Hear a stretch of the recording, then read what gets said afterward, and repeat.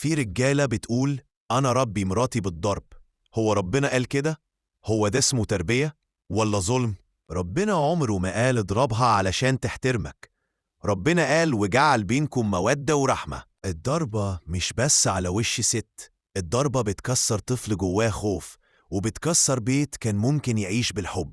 اللي يظلم مراته ربنا بيظلمه في رزقه، في راحته، وفي قلبه، وفي الآخرة حسابه عسير.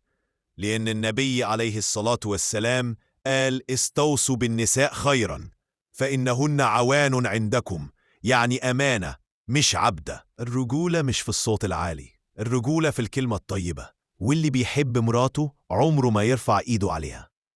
وربنا عمره ما شرع الإهانة. ربنا خلق بينكم مودة ورحمة، مش خوف ودموع وصوت عالي. قبل ما تخرج من الفيديو اعمل لايك وشير عشان نوصل الرسالة دي لكل بيت محتاج يسمعها. كل مشاركة منك ممكن تغير حياة ست وتخلي راجل يراجع نفسه قبل ما يظلم.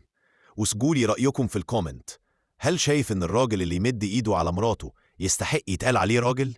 وعايزاك تقولي هو الراجل بيضرب مراته ده حقه ولا مش حقه؟